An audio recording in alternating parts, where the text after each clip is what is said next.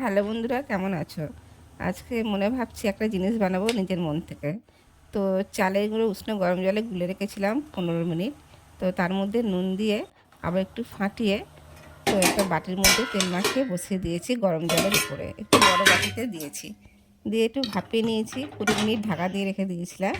দিয়ে খুলে দেখি বেশ ভালোই হয়েছে। তো এটা খোলা খুঁটিতে করা যায়, তো আমি এটা এইভাবেই করলাম। করে এটা দুধ দিয়ে ফোটাবো। তো দুধ দিয়ে ফোটাবো বলতে একটু অন্যভাবে করছি। তো দেখো, দেখতে থাকো। তো এই যে এইভাবে এটা নামিয়ে নিয়েছি, আর একটা বসিয়ে দিয়েছি। তো একটু ঠান্ডা হয়ে গেলে এটা খুললে বেশি ভালো হয়। তো আমি এখানে এই যে ছুরি দিয়ে সাইড দিয়ে করে নিচ্ছি, প্রচণ্ড গরম। আর এক হাতে ফোন আর এক হাতে কাজ করছি, দেখতেই পাচ্ছ। তো তোমরা এই যে এইভাবে গরম অবস্থায় খুললে কি হবে, বাটির মধ্যে কিছুটা লেগে গেছিলো।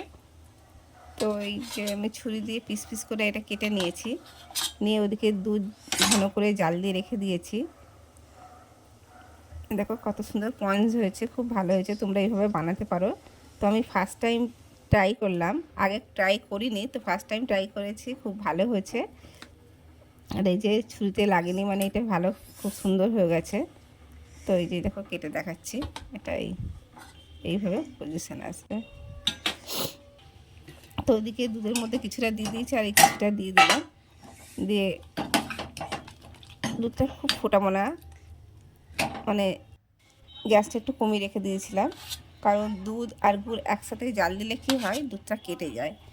তো ওর জন্যে গ্যাসটা হালকা কমানো আছে। আর এটাও আমি দিয়ে দিলাম। দিয়ে এটা আমি 1 ঘন্টা ঢাকা দিয়ে রেখে দেবো। আধা ঘন্টা রাখলেও হবে, তো আমি 1 ঘন্টা রেখেছিলাম।